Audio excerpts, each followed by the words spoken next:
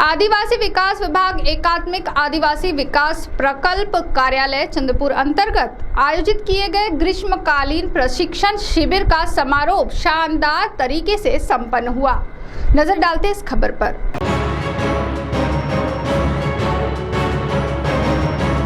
आदिवासी विकास विभाग एकात्मिक आदिवासी विकास प्रकल्प कार्यालय चंद्रपुर अंतर्गत ग्रीष्मकालीन प्रशिक्षण शिविर का आयोजन 23 अप्रैल से 22 मई तक किया गया था, जिसका समारोह 22 मई को किया गया। यह आयोजन शासकीय माध्यमिक तथा उच्च माध्यमिक कन्या आश्रम शाला बोर्डा में किया गया था। बोर्डा के आश्रम शाला में आयोजित ग्रीष्मकालीन प्रशिक्षण शिविर में 142 विद्यार्थी शामिल हुए थे। 7 विषय के विद्यार्थियों को प्रशिक्षण दिया गया। इसमें English speaking, Gondi Warli painting, taekwondo, archery, yoga, व्यक्तिमत्व विकास, संगीत, कला इन विषयों का समावेश था। साथ ही शारीरिक व्यायाम और खेल भी यहाँ लिए गए। समारोह अवसर पर जिलाधिकारी विनय गौड़ा जीसी और प्रकल्प अधिकारी विकास राचेलवार इनके साथ अन्य मान्यवरों की मौजूदगी थी। तो आइए सुनते हैं इस संदर्भ में प्रकल्प अधिकारी विकास राचेलवार ने जानकारी देते हुए क्या कहा। इतर शहरातील विद्यार्थ्यांप्रमाणे आमच्या आदिवासी आश्रमशाळेतील विद्यार्थ्यांना उन्हाळी प्रशिक्षणाचा लाभ घेता येत नाही, कारण आमच्या आदिवासी विद्यार्थ्यांचे पालक एवढे श्रीमंत नाही की विद्यार्थ्यांना उन्हाळी प्रशिक्षणासाठी पाठवू शकेल। म्हणून आम्ही यावर्षीपासून आमच्या चंद्रपूर जिल्ह्यामध्ये आमच्या आश्रमशाळेमध्ये शिकणारे जे विद्यार्थी आहेत त्यांना त्यांच्यासाठी उन्हाळी प्रशिक्षण राबवून 1 महिन्यामध्ये त्यांना वेगवेगळ्या प्रकारचं प्रशिक्षण देण्याचं आम्ही नियोजन केलं होतं।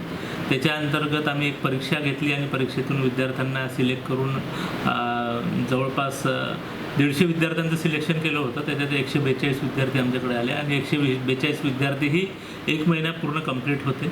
त्यामध्ये आम्ही पहिले archery, taekwondo, yoga, English speaking, personality development, music यासारखे विविध विषय, गोंडी पेंटिंग आहे, कारण आमच्या विद्यार्थ्यांना आताही गोंडी पेंटिंग काय आहे आणि त्यांचं महत्त्व काय आहे हे माहीत नाही। त्यामुळे आदिवासी संस्कृतीचं जतन करण्याच्या उद्देशाने गोंडी पेंटिंगचंही आम्ही विद्यार्थ्यांना प्रशिक्षण दिलं। प्रशिक्षण राबवत असताना त्या प्रत्येक विषयामध्ये तज्ज्ञ असलेले प्रशिक्षक आम्ही तिथे आणले होते। सकाळी 5:30 पासून तर रात्री 11 वाजेपर्यंत शेड्यूल होता। त्या शेड्यूलमध्ये मैदानावरचे वेगवेगळे प्रशिक्षण आणि क्लासरूममधले प्रशिक्षण असे 2 भागामध्ये त्याला विभागलं होतं आणि अतिशय सुंदर असे प्रशिक्षण झालेलं आहे। विद्यार्थ्यांनी अक्षरशः एन्जॉय केला। त्यामध्ये आमच्या विद्यार्थ्यांनी बोर्डा आश्रमशाळेची जी सुरक्षा भिंत आहे, वॉल कंपाऊंड आहे, ती पूर्ण गोंडी पेंटिंगनी रंगवली आहे। आपण जाऊन बघू शकता की त्या गोंडी पेंटिंग माननीय जिल्हाधिकारी महोदयांनी सुद्धा पाहिली आणि विद्यार्थ्यांची प्रशंसा केली त्यांनी। त्यानंतर शेवटच्या दिवशीच्या कार्यक्रमात विद्यार्थ्यांनी आर्चरीचं प्रात्यक्षिक दाखवलं, योगाचे प्रात्यक्षिक दाखवले, तायकांडोचे प्रात्यक्षिक दाखवले।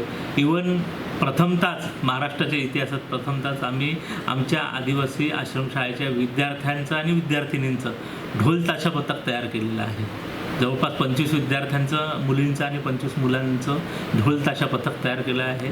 ही पहिलीच घटना आहे इतिहासातली की ढोल ताशा पथक आश्रमशाळांचं तयार झालेलं आहे।